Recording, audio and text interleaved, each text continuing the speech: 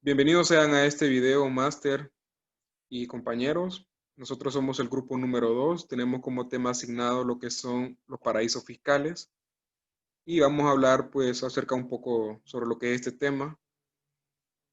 Eh, a través de esta investigación pues vamos a hablar un poco sobre lo que es un marco teórico conceptual iniciando para entender el funcionamiento de los paraísos fiscales y también se va a hablar sobre lo que es un marco teórico contextual para comprender cómo funcionan estos en el mundo, cómo han funcionado, cómo se han desarrollado.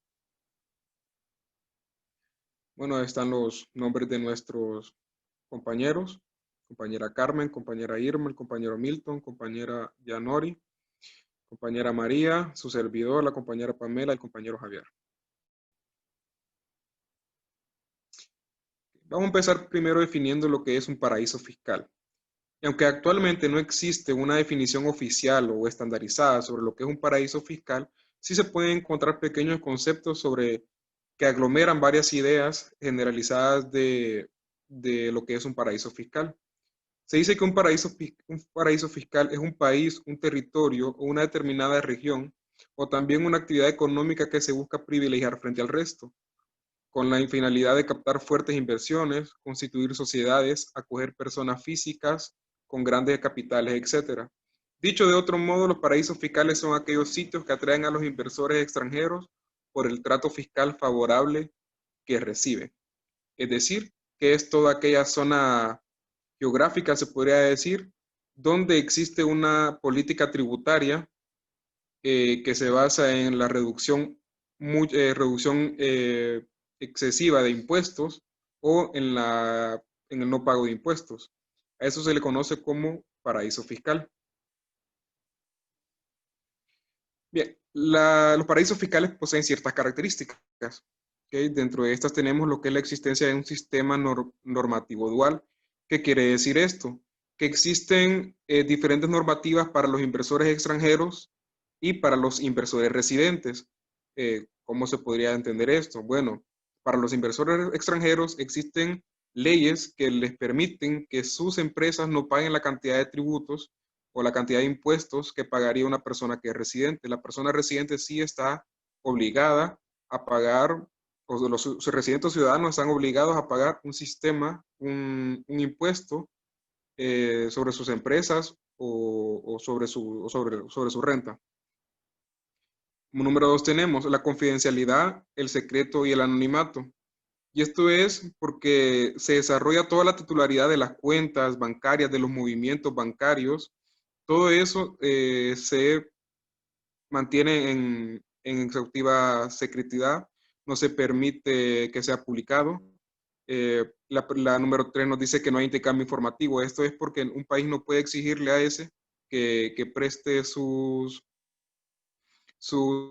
informes sobre ciertas empresas e incluso el nombre de las personas que están adueñadas de esa empresa permanece en el total anonimato. La 4 es que hay una tribulación nula o una tribulación muy reducida. Bueno, esto quiere decir que eh, no existe para en algunos países la obligación de tributar o los tributos que pagan son demasiado bajos comparados con los que pagarían estas personas extranjeras en sus países o en otros países. Y por último tenemos lo que es la opacidad. Bueno, y esto como ya les mencionaba, no es necesario que las personas dueñas de las empresas figuren como propietarios de lo mismo. Lo pueden hacer a través de testaferros o a través de otras terceras personas. Sociedades offshore son sociedades mercantiles generalmente con residencia en un país o territorio, considerado paraíso fiscal, fundadas por un no residente y que se constituyen a través de abogados y agentes acreditados en jurisdicción específica, que se encargan desde la redacción de los estatutos de la sociedad a su registro.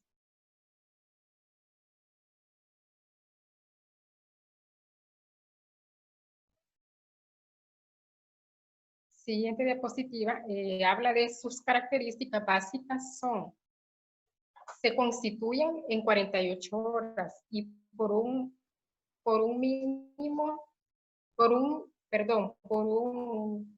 importe mínimo. constituidas normalmente en territorios de baja o nula taxación por un no residente en dicho territorio y exentos, constituidas por abogados y agentes acreditados en jurisdicción offshore, no operan económicamente en el país en que se domicilian.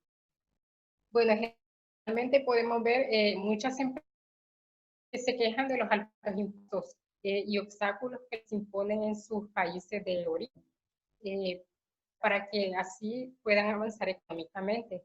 Y empresas tienen la opción de que en otras regiones o esos países llamados paraísos fiscales, sí le dan la opción de poder realizar sus inversiones. Estos países se encargan de recibir a estas sociedades, proporcionándoles ventajas, confidencialidad, seguridad, cosas que no tienen sus países de origen.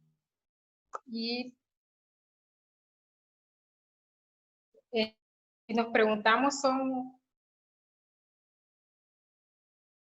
si nos preguntamos son legales, no es en sí un delito, pero sí pueden ser penado por la ley.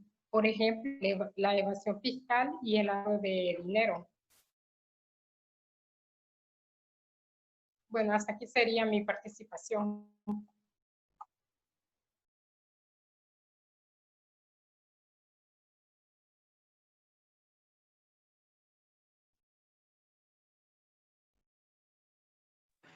Muy buenas noches, compañeros. Yo les voy a seguir hablando de la elusión, evasión y planteamiento tributario. Dice que cuando se habla de elusión debemos entender aquella figura jurídica que permite al contribuyente tratar de evitar que realice el hecho imponible con la finalidad de no pagar los tributos o los costos tributarios, procurando para ello forzar alguna figura jurídica establecida en las leyes. Digamos, la elusión también se puede implementar como para hacer, para evadir impuestos sobre transferencias, también transferencia de bienes, sucesiones y donaciones, licencias comerciales. También tenemos, en cuanto al término, evasión. Podemos mencionar que dicha situación se presenta cuando determinados agentes buscan reducir a como de lugar costos tributarios, utilizando para ello ilícitos y vedados por la ley. También en estos tenemos que se pueden hacer de forma declarando como un menor salario al que verdaderamente se gana. También ocultando, por ejemplo, si tiene propiedades, si tiene casas. Esto lo puede hacer con la evasión.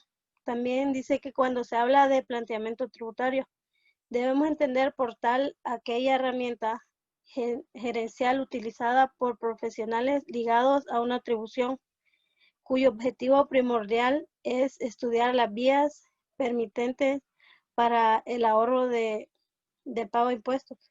Esto también se puede dar por ingresos obtenidos, también por intereses de letras, por bonos emitidos por el Estado. Siguiendo con la presentación, tenemos los paraísos fiscales a nivel mundial. Dice la Organización para la Cooperación y el Desarrollo, dejó de incluir países en 2009, cuando decidió sacar a la lista aquellos territorios que se comprometen a mejorar su rendición de las cuentas, a pesar de conservar el mismo sistema fiscal. Por su parte, la Unión Europea lleva desde diciembre del 2017 elaborando la lista de países y territorios no cooperadores. También en su última actualización de febrero del 2020, la clasificación incluía 12 territorios que no cooperan con el proceso de la UE, que es la Unión Europea, o no han aplicado plenamente los compromisos. La lista negra, la mayoría pequeñas islas o archipiélagos como Islas Caimán. También tenemos que esta está conformada alrededor de unos 70 3 países la conforman. También tenemos que los 5 mayores paraísos fiscales del mundo son Islas Caimán, que está con activos bancarios estimados en 1.4 trillones de dólares. También tenemos en segundo lugar Singapur, que también con 1.4 trillones de dólares en activos. Tenemos como tercero Estados Unidos, que está entre 1.6 billones y 1.9 billones en activos. Tenemos como cuarto lugar Hong Kong, que con 2.1 trillones de dólares en activos. Por último tenemos a Suiza con 6.5 trillones de dólares en activos. Esa sería mi participación.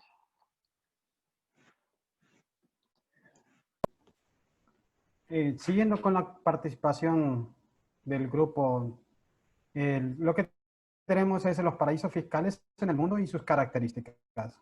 Poseen escasos o nulos convenios con otros países en materia tributaria.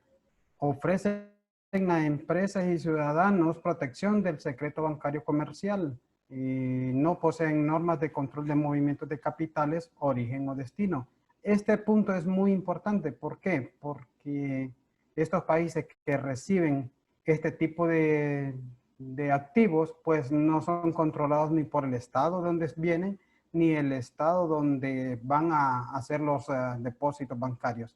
Prevalece lo que es la isla Caimán. Hasta en las películas normalmente aparece como uno de los principales países que no reportan o no tributan a este país. Y si lo hacen, pues no dan a conocer las cifras totales de estas personas o empresas que tratan de evadir el fisco. Tienen un sistema que permite la conveniencia de un régimen tributario para los nacionales y para otros países extranjeros. Poseen una infraestructura jurídica, contable y fiscal que permite la libertad de movimientos de personas y bienes. No solamente pueden ser activos, también pueden ser bienes inmuebles que ellos tratan de evitar el pago de bienes inmuebles. Las personas jurídicas y personas normales, comunes y corrientes también hacen el uso de este tipo de transferencias, ya sean electrónicas o ya sean personales, pero el fin total es evadir el fisco, ¿verdad? Los países que normalmente están en una lista gris que aparecen, pues está Anguila, Antigua, Bermuda, Antillas Holandesas, Aruba. Entre estos países que tenemos nosotros aquí, tenemos 3 países centroamericanos. En este caso tenemos a Belice, Costa Rica y Panamá. A mí me asombra la actitud de Costa Rica y Panamá más que todo. ¿Por qué? Porque son los países entre los 6 que tenemos en Centroamérica con una posición económica más estable que los restos de países centroamericanos. Panamá principalmente porque maneja lo que es la moneda estadounidense, que es el dólar, está dolarizado. Y entre comillas, pues un país que no necesita hacer ese tipo de movimientos. ¿Por qué? Porque puede caer entre las naciones europeas y las naciones americanas al tratar de evadir lo que son los tributos que le corresponden recibir como movimientos transaccionales del Estado. Si ustedes pueden lograr observar lo que es la lista de los países que están en la lista gris, ¿verdad? Que son 12, pues si ustedes pueden ver, son países de bajos recursos, son de tercermundistas, donde tratan de acaparar lo que es el beneficio de un Estado en personas o corporaciones pequeñas, donde puede ser prevalecido el tributar a favor del pueblo. Ok, esta es mi presentación. Sigue nuestra compañera. Gracias.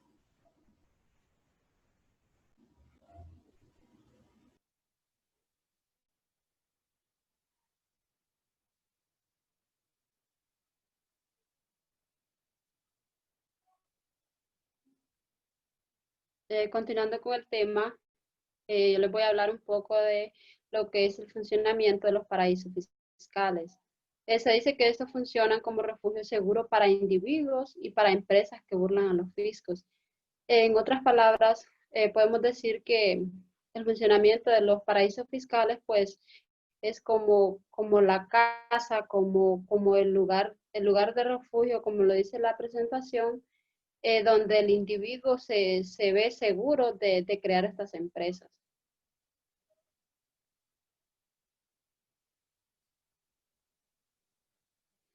En la instalación de las empresas, dice que en la mayor parte de los casos, las empresas se instalan en zonas libres, creando una compañía offshore, como lo mencionaban anteriormente los compañeros, ¿verdad? De que estas sociedades offshore son sociedades mercantiles. Y yo puedo llegar a la conclusión de que el fin de estas sociedades es gestionar y camuflar los activos sin que aparezca el nombre del titular. Continúa diciendo ahí que cuyo proceso para constituir esas compañías es generalmente muy simple. Mencionaban una de las características básicas los compañeros y decían que se pueden crear en 48 horas. Entonces ahí podemos ver la facilidad que permiten estas compañías, ¿verdad? A las personas para que puedan hacer lo que son sus negocios así de manera fácil. Continúa diciendo que lo que se busca es atraer capital sin la exigencia de otras garantías sobre su origen, lo que mencionaban los compañeros anteriormente. Dice que además se busca servir de refugio a quienes buscan eludir los impuestos nacionales burlando al fisco. En lo que decía el compañero Milton ahí, que estas empresas lo que buscan es no pagar impuestos ni en el país de origen ni en el país donde se van a crear, solamente.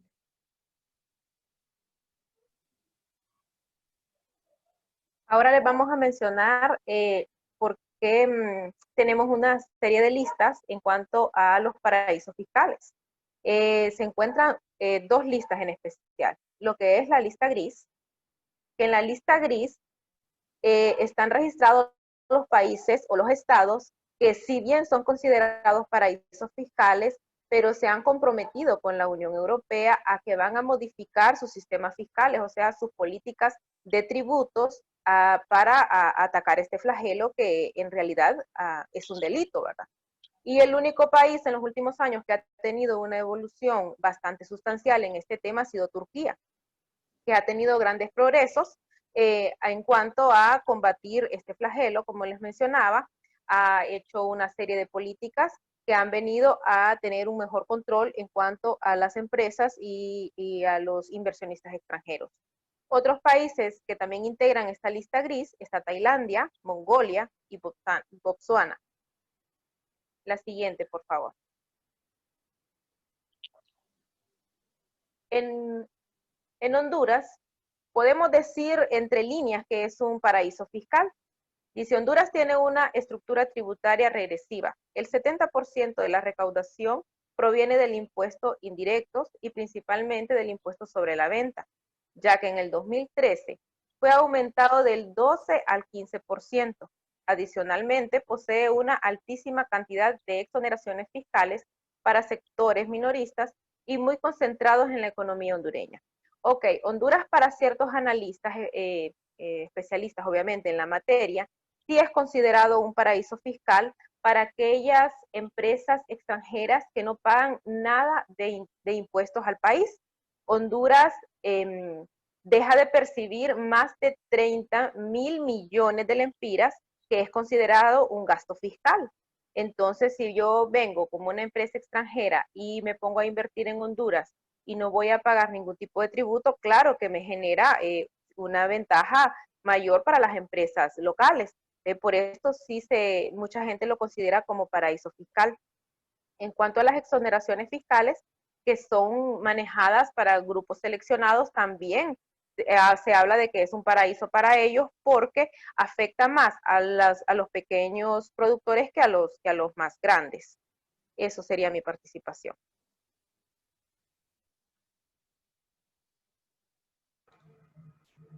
Ok, yo les voy a hablar acerca de lo que es renta mundial a renta territorial.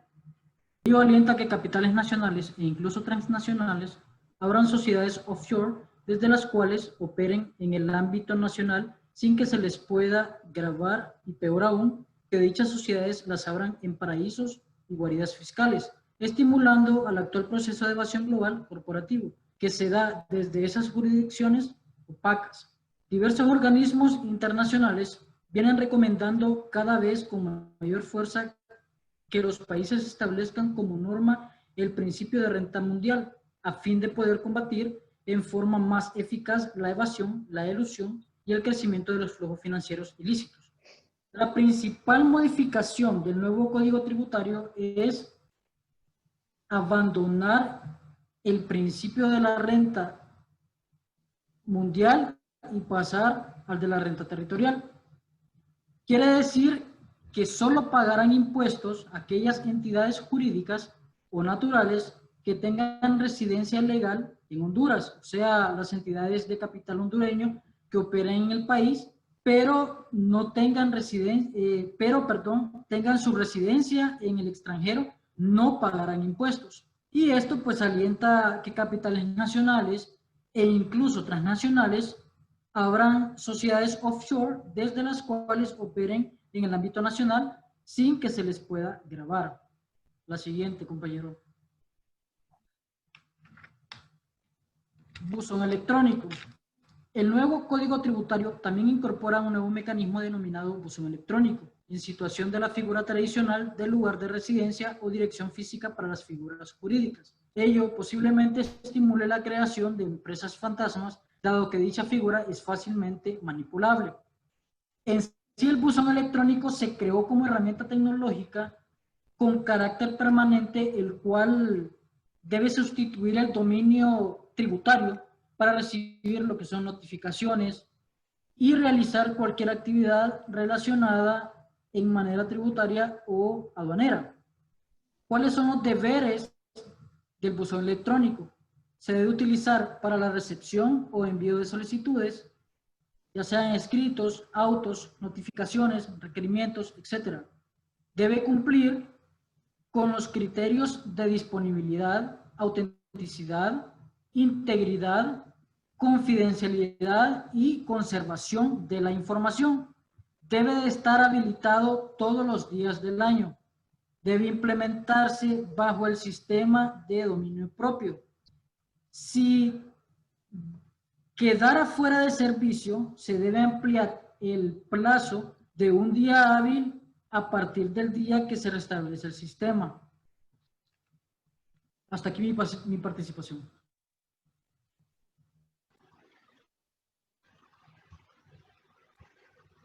El nuevo Código Tributario incorpora dos aspectos muy peligrosos, que son la despenalización del no pago de impuestos.